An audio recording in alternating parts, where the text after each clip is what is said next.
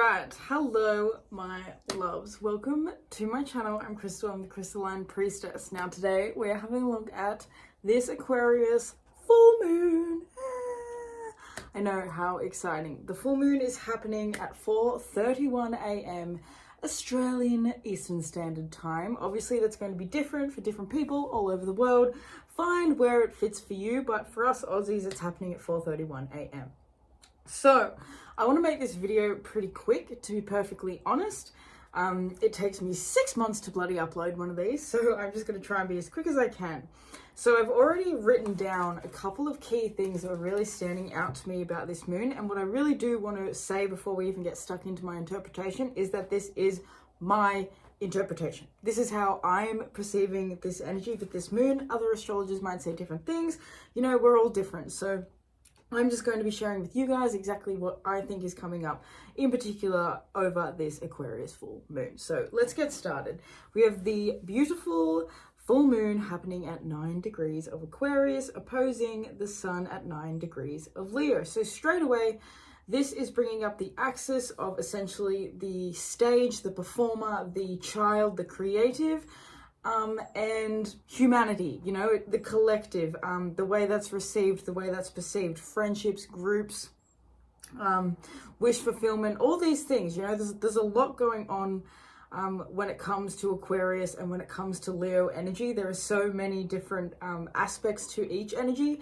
Aquarius is currently, its modern day ruler is the planet Uranus. So Uranus we have down here at 22 degrees of Taurus. Now its ancient ruler is Saturn that we have right here at 5 degrees of Pisces. So we need to have a look at both areas of this chart to really get a kind of overall energy, an overall understanding of what this moon is potentially going to be about. So because we have the moon in a square to Jupiter, who is also in Taurus, kind of reasonably close to Uranus, this tells me that a lot of us are having a bit of an emotional breakthrough. This is an emotional expansion. What is Jupiter but it's an expansion? What is the moon but it's our soul, it's emotions? So we're all going to be sort of in a little bit of an energy of experiencing a bit of an emotional increase. You know, for a lot of us it feels like our optimism, our perspective is being sort of tested. I wrote down, where are we sleeping on changes that we need to make in order to create a deep sense of nourishment and fulfillment in our lives? Jupiter in Taurus is asking us to find a sense of nourishment, to find a sense of fulfillment, and to really focus on and to grow our values and our physical comforts and our physical resources. When it's in a square to the moon, this is asking us, are the things that we're physically manifesting in our lives, are the things that we're physically putting our time, energy, and our effort into, are they actually bringing us emotional fulfillment? The moon in Aquarius kind of struggles a little bit. It's not the happiest sign for the moon because the moon in Aquarius feels a little bit of coldness. You know, Aquarian energy can be that kind of aloof energy that is a little bit disconnected from the feelings, which I find quite interesting because Aquarian energy rules friendship groups, it rules big groups of people. And yet there's a disconnect from the emotions. So it's almost like, you know, when you're in a big crowd and there's so many people that you can't quite, you know, especially if you're someone that's quite sensitive, there's such a big group of people that you kind of shut down. This is kind of what Aquarian energy does in the moon. It's like there's so much going on that Aquarian energy just doesn't really want to feel it because Aquarius would rather intellectualize. It's an air sign, you know, there's a reason it's an air sign. It wants to intellectualize its emotional experience. So for a lot of us, we might be having a bit of an opportunity to really journal out or to really have a lot of mental clarity, especially because we also, while we're having this moon, we have Mercury in opposition to Saturn. Direct opposition. 5 degrees Pisces, Saturn, 5 degrees Mercury, Virgo. So this is an opposition, which means that things might be feeling foggy. Things might be feeling confusion. Things probably are feeling a little bit uncertain at the moment. this moon is an opportunity to find a little bit of clarity in that. It's an opportunity to find a bit of rewiring and a bit of reworking. It's an opportunity to pay more attention to our mindsets, to the way we've been thinking, the way we've been holding ourselves back, maybe even limiting ourselves. Maybe a lot of us are experiencing a lot of self-limiting beliefs.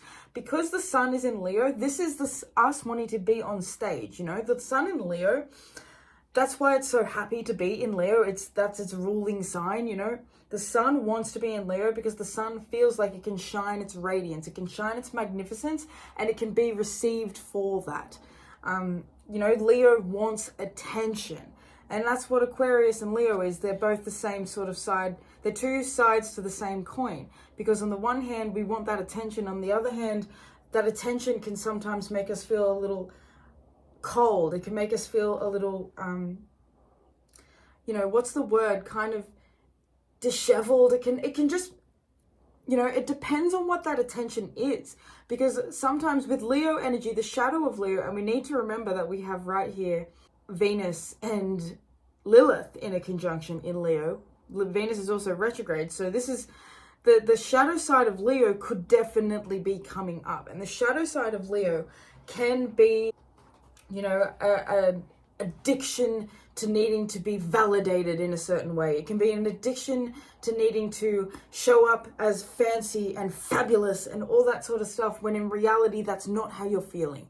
Leo energy can be fake. Leo energy can be really, really fake. And so we need to be careful when we have Lilith and when we have Venus, and both of them are in a square to Uranus. We need to sort of have a little bit of our wits about us when it comes to the way we're receiving love from other people and the way we're wanting to be received by putting ourselves out there in the world, you know? A lot of us at the moment, with all these big, huge shifts and this 28 degrees Pluto Capricorn, you know, we're closing up chapters, we're closing up cycles that have been running for the past 15 years. So we're really in a little bit of a collective, like, shit show that is trying to essentially bring us all back into this vibration, into this harmony that we have with our future. Because a lot of us, you know, with Pluto and Capricorn, this is a huge shift to the entire structure of our society, because our society has been structured by Saturnian influences, you know. Saturn represents the father, it represents limitation, and essentially the majority of the Western world is in a kind of society that was bred through limitation, that was bred through restriction, that was bred through literally the blood of other previous living free people, you know, Aquarius. So Pluto moving into Aquarius, we need to remember Aquarian energy is going to be really fucking feeling it very, very soon. And it already has been, because Pluto dipped its toes into Aquarius for the first time this year. So Aquarian energy, it's asking for a reconnection to the group, you know. This is humanitarian sort of stuff. I wouldn't be surprised if some really big things maybe manifested over this full moon. We saw some big changes on the global scene in a global scale. The square, I think, to Jupiter is what's really going to be amplifying and really showing us, I think, a lot of the shifts and changes that have been happening. I think that a lot of this is going to have to do with resources, because we're dealing with the fixed axis right now, Aquarius, Taurus, Leo. We have fixed energy, and fixed energy is focused on the physical, you know what I mean? I don't want to say it's just focused on the physical, but essentially fixed energy is usually focused on physical resources. And so this moon, it's really giving us an opportunity to see the changes that we need to make, where we need to reconnect with the fire, with the truth, with the excitement and the passion that lives inside our bellies, Leo sun. We need to reconnect with that in order for it to propel us forward, in order for us to find more courage, more influence, more excitement when it comes to achieving our goals. Because Aquarius is a goal achievement. It comes after the 10th house. So it's essentially the receiving of the efforts that we've put in. It's the blessings that come after effort, you know. So this is ultimate wish fulfillment. If you can really put in and work through the changes that need to be made this moon, you're going to be able to really sow I don't even want to say sow your seeds because you've already planted your seeds. This is a moon where you're checking in with where your seeds are growing. So a lot of us would have set intentions back in February, back in Aquarius season. You would have created a set of intentions when the new moon was in Aquarius. Whether you're conscious of it or not, you were setting up for the next 6 months. Well, now, here we are. We're having a look at where have I been achieving these goals over the past 6 months. Where have I maybe been slacking? Where have I maybe been putting in the work? Where do I need to be proud of myself? Where do I need to maybe look at things and do a little bit of a self-audit? Because Leo energy, it's so big, it's so bright, it's so compassionate. But at the same time, it can get lost in itself. It can get lost in, like I just said, the self. It can get lost in the past even, because if it valued a past version of itself that feels like it, especially with this Lilith, that feels like it's now feeling repressed in, it's going to try and relive that. So a Leo energy is always going to try and relive the light. It's going to try and relive what feels best, even if that is at detriment to the actual place in life that you're at. I've written, where are we diminishing our own sense of purpose? So it feels like with these aspects that there is a little bit of a push and pull between where we think that we've made progress and where we actually are diminishing our own light a little bit. I feel like this is a very powerful moon, especially with the opposition to Saturn between Mercury.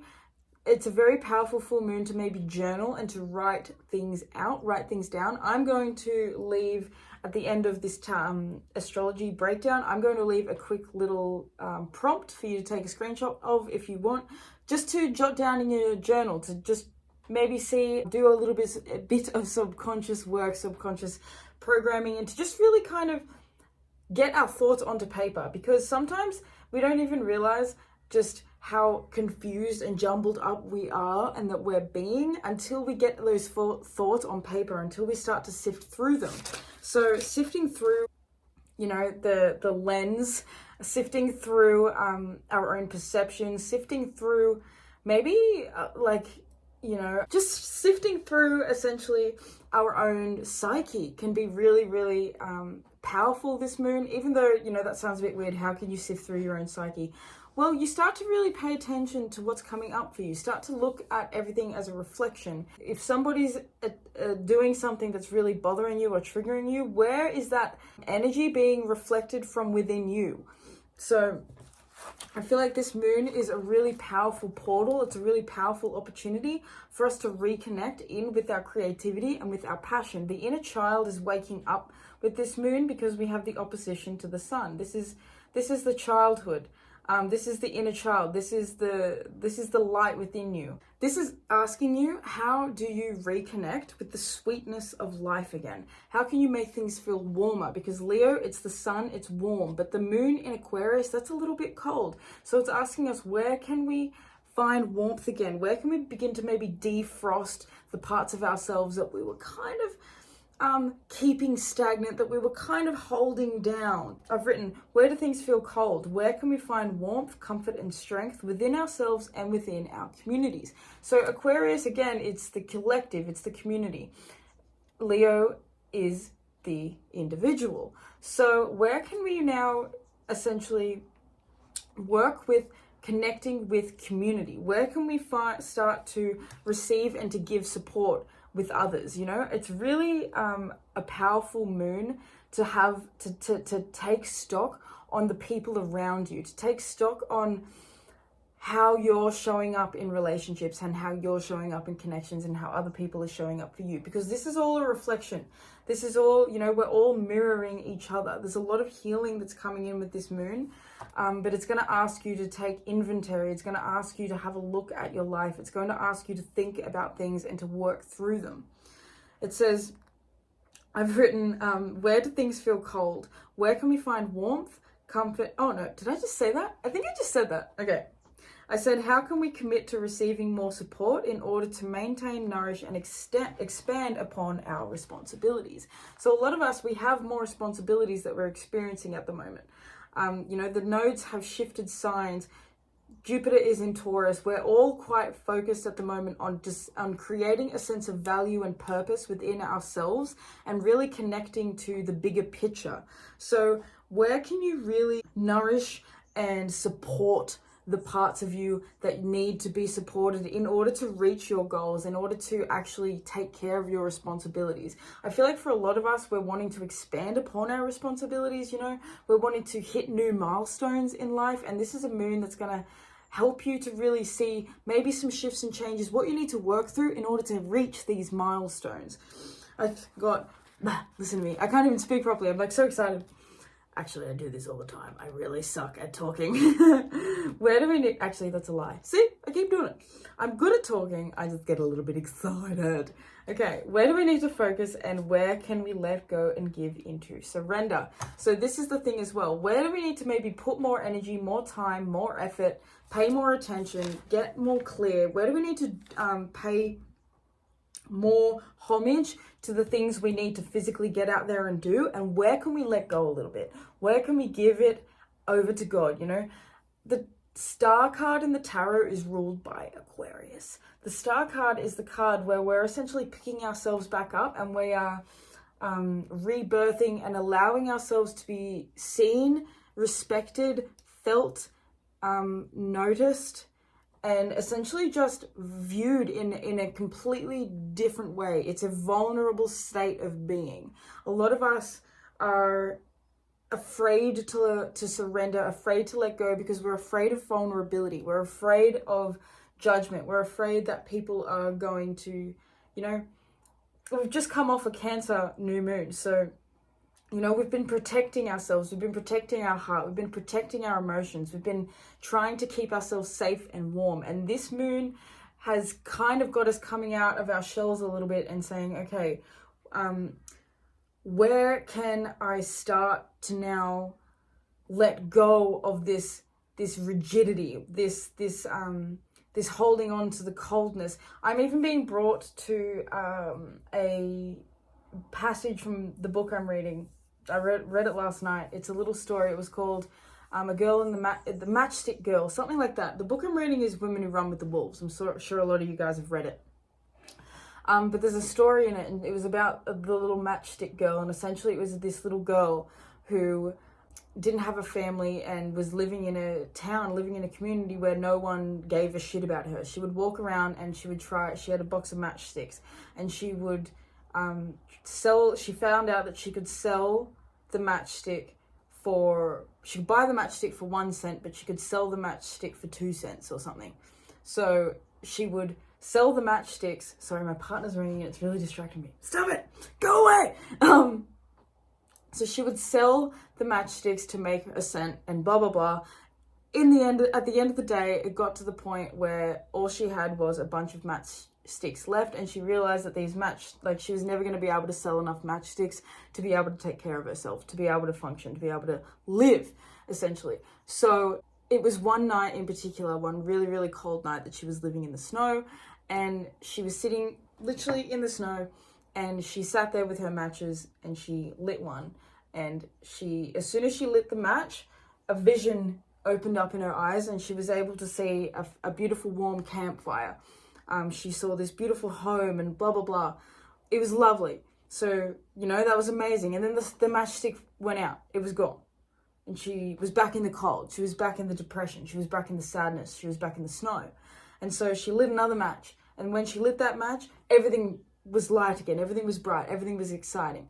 And she felt so inspired and so happy and so connected again. She saw her grandmother. She saw, all this beautiful stuff. And then it went out. So then she sparked the third match. And on the third match, she saw her mother. She saw all these beautiful women came to her and came and with love, this was a child who hadn't been experiencing love. No one cared. She was living out in the snow by herself. So when she struck that third match, she saw love. She saw all these people that were there to love her. And then the match went out. So then the story goes, she spent the rest of her night using the matches to see the story, the image, and essentially she did that. So she kept doing that, and eventually you know, they word it in a really nice way, but she dies. Oh my God, he's ringing me again. This is really pissing me off. So you guys, some of us, we're going to be really having a tough time with community, because the point of that story is the fact that she was not in a community that cared for her. She was not in a community that respected her.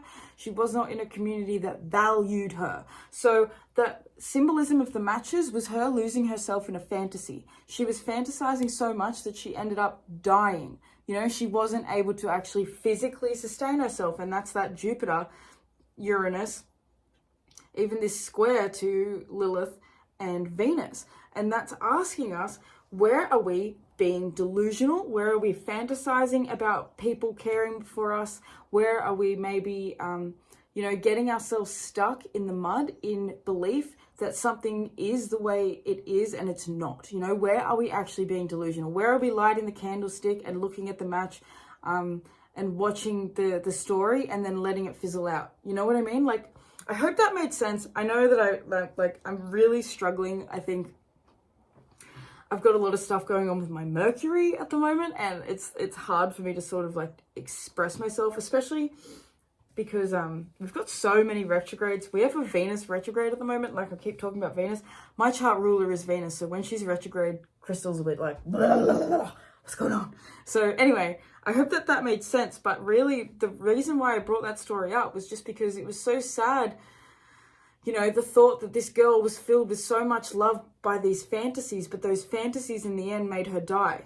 You know, they killed her because all she had to do was actually find some wood and use that matchstick to light a fire. But instead, she used that matchstick to continue to delude herself. So basically, what I'm just getting to is, where do you need to be serious? Where do you need to really get clear on what needs to change, what doesn't? You know, this is just getting really clear on reality right now. That's why we have this square to Jupiter, because square to Jupiter in Taurus is asking you to get clear on reality. And that's why Virgo, Mercury opposing Saturn, is asking you to really get clear on that reality. Because with Saturn in Pisces, you know, this is a restriction on the imagination.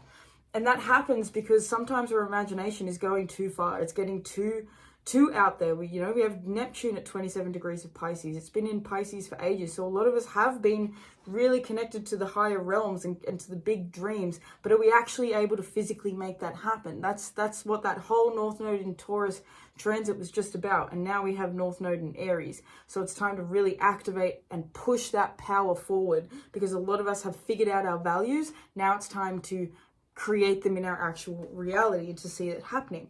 I've written, what inner child wounding has you holding back from your truest shine? There's a need here to shine. There's a need here to put yourself out in the world. But there's also a fear that comes with that. Aquarius, you know, Leo, it's the fear of the judgment. It's the fear of not being valued and seen for the shine and the brightness and the magic and the just, you know, talent and the joy and the gift that you are as a person. That can be sometimes a little bit difficult, because we are going through so much of a collective shift. You know, so many people feel like they can't express themselves authentically because they're afraid of getting cancelled, or they're afraid of saying the wrong thing. We need to have a little bit more compassion, especially with Mercury opposing Saturn. We need to have more compassion for, you know, ourselves and the things that we don't understand and the things that we might not be the best at and that we might not be great at. We need to be okay with that. You know what I mean? So I've written here, massive evolutionary leaps. This moon to me feels like a beautiful evolutionary leap, because it's giving us options. It's giving us opportunity. It's allowing us. This is our first full moon since we've had a nodal shift. This is the first time we're going to see the next trajectory of our lives. You know, this is the first time we're going to see where this energy has shifted, where maybe our karma and our dharma is in a little bit of a different alignment now. Things are different for everybody. Everybody's coming closer to clarity, you know? And so this moon is a really good opportunity to see that clarity, to see where the seeds of the past 6 months have really grown. So I've written here, the potential to break through walls of self-imposed personal limitation, cleaning up our thoughts, seeing life through a more optimistic lens. I have a quote here, only good hearts win in the end. That is a song that I was listening to while I was writing all these little things down. Where's my phone? Because I want to find the song for you. Oh, I'm filming on it. Sorry, he keeps messaging me. Anyway, only good hearts win in the end. I will link that show down below, song down below. But essentially, like, I'm saying that, bringing that quote up, because with this Lilith and with this Venus retrograde square to Uranus, I feel like there could be some situations that we have coming up with people who maybe aren't pure, maybe people who have negative intentions. Only good hearts win in the end. You know, only hearts with true love, with true compassion are the true winners, you know? It's only with true care and empathy and consideration for others that you have authentic connections. So it's really about creating that. I put true colors coming out. This moon has the opportunity to bring out the true colors of people. You know, you might very clearly see with the moon square Jupiter that things explode, that things really come up. And especially with the sun in Leo, this can be because the sun's also squaring Jupiter. So, you know, that could be people's shadow side really coming out to play, in the sense that, you know, what are the overbearing traits of Leo? And I say that because Jupiter's going to be expanding these things. So maybe some of us are feeling or experiencing people who you start to realize, wow, they really do only care about themselves. Wow, they are actually a little bit narcissistic, you know, things like that. Man, wow, that person's fake as fuck, you know, like shit like that. We might be seeing these things quite clearly over this moon, and what you see is what you're meant to. If something comes up, if something needs to be seen, it's going to be. And this is the moon to do it, you know what I mean? So the last thing I have is creating a healthy relationship to value and resources, as well as standing out from the crowd through deep value and connection with your own inner being, with the inner child, with the little you. Conversations with the inner child, long-term planning of passion projects, and the reignition of goals and setting sights on the future. Really paying attention to what changes we need to make, things we need to do. This moon, because full moons are the culmination, so we're seeing what the energy of the past 6 months, what we've already put in, we're seeing where that energy is now being made manifest. So now this is an opportunity to clean that up. If we're not quite happy with the seeds that we've sown, well, then it's time to sow new seeds with the next new moon, you know, which is going to be in Virgo. So it's just all opportunities. It's all just learning to work with these energies, because these energies are always working for us. They're always here for us to connect with. It's just about us essentially finding our flow with it, you know? And I don't ever want to be like an astrologer that's like, you have to work with this energy. It's not like that at all, because a lot of the time the full moon comes and goes and I fucking forget to do my shit. It is what it is, but I'm still moving in that energy because we're humans and we're always going to be dictated.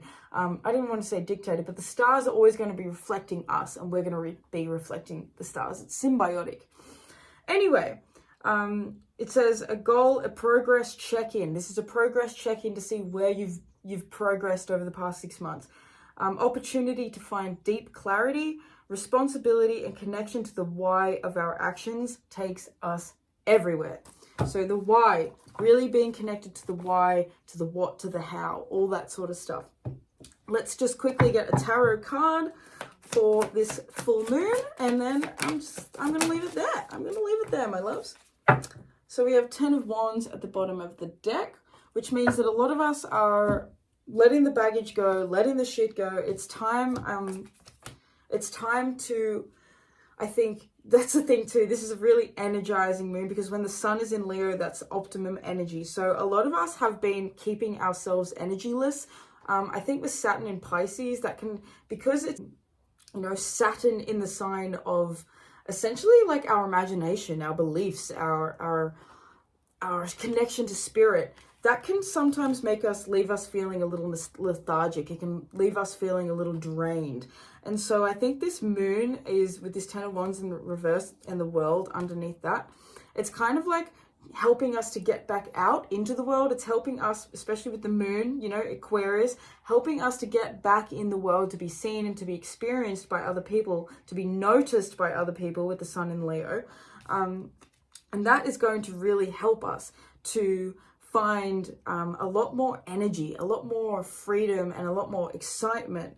We have the Five of Wands and we have the Page of Wands. Two different decks. I didn't even mean to have this deck in here, this card in here. But, you know, that's kind of talking about just the spark of creativity. Seven of Wands coming out again. Three of Wands. Wands is coming out everywhere because this is our creativity. This is our passion. Wands, the suit of Wands is talking about our drive. It's the energy that keeps us moving. It's the energy that keeps us going. It's the energy that gives us purpose. You know, Seven of Wands. There might be a lot of people, because Sun in Leo, there might be a lot of people that have a lot of opinions that are really paying attention to you. But this is you needing to shine and protect your energy while you do it, because you have such a brightness to you. And, you know, if you're on my channel, you have a brightness, you have a lightness, you have a spark, you know, you have something that the rest of the world is waiting to receive. And so this moon is going to help you balance that out. This moon is going to help you receive that. This moon is going to help you see that, you know, there's bigger fish to fry than focusing on everyone else around you. It's time to focus on you. It's time to get to work. This is determination. This is making shit happen. I feel like this moon is just really a powerful opportunity to clean up the intentions, to clean up the focus, to clean up the how and the why. Even that's why with with Mercury opposing Saturn, it's really got us needing to clean up the way we're seeing our goals, the way we're actually connected to our goals, where we're visualizing our goals. You know what I mean? Relaxation. I love that. A lot of us have been working really, really hard and sabotaging ourselves at the same time with this sabotage coming out. Saboteur. Sometimes we literally, we sabotage ourselves by being so obsessed with everyone else. I feel like for a lot of you guys probably have businesses that you want to start, or just things you want to create, things you want to do, travels you want to experience, all this sort of different stuff. And because you're so, you know, caught up in making it happen, you sometimes hold it actually away from you. I feel like you genuinely sometimes hold it away from you because you don't allow that flow, you don't allow that relaxation, because you're sabotaging yourself without allowing yourself to relax a little. So this is getting that balance between relaxing and putting the work in, because, you know, Aquarius, like I said in the beginning of this reading, its natural ruler or its ancient ruler was Saturn. So Aquarius puts in the work, it puts in the effort, but that effort might look different. That effort might not be the same as everybody else's effort. And that's the message, where it's learning to be okay with what your actual effort looks like, with what your shifts look like, with what your routine, your lifestyle, what is all that look like to you, because it's going to be different. It's meant to be different because it's not going to serve everybody. The Three of Wands and the Six of Pentacles is saying that there's so much more for you in the future. There's so much more on the horizon. And I suppose that's the thing with Aquarius as well. Aquarius is very future orientated, isn't it? So this has really got us focused on the future, focused on the potential, focused on the excitement and the, like, I want to just say, like, the optimism of feeling connected to a higher purpose, the optimism of feeling connected to something that truly brings us joy. A lot of us are cultivating joy. We're learning to cultivate self-respect and self-love and self-nourishment.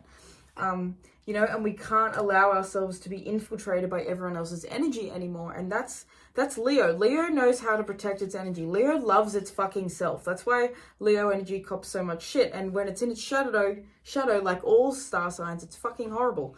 But when it's in its light, it really has the ability to draw so much magnetic magic to it. You know, Leo energy can inspire the masses. That's why it's the star. You know what I mean? Leo and Aquarius is both the star. They're just stars in different ways. Aquarius is focused on feeding the village, on nourishing the people, on the collective, whereas Leo's more so focused on the worth of the self.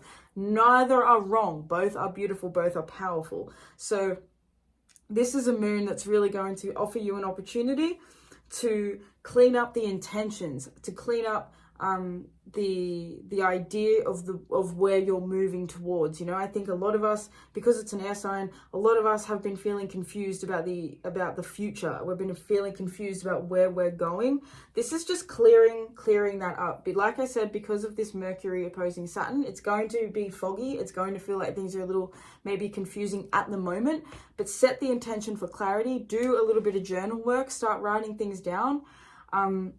You know, that is really going to help. Even conversations, having conversations with people that you really care about, Aquarius, talking it out, even if it's a phone call, even if it's on social media, you know, just having conversations with people, connecting with like-minded people, and just being able to share yourself, being able to share your thoughts and all that sort of stuff can be really, really helpful at this time. So I love you guys so, so much. I really hope that you enjoyed this reading. I hope you enjoyed this video. I hope that it resonated. I hope that you guys are able to really take this and run with it and to have an amazing moon. Remember that you don't need to work with it right on the moment of the full moon. You can work with it 3 days leading up, 3 days afterwards, even 3 to 5 days, to be honest. Like these energies are really powerful and they're really potent. So don't feel like you need to figure it all out and do it all on the day.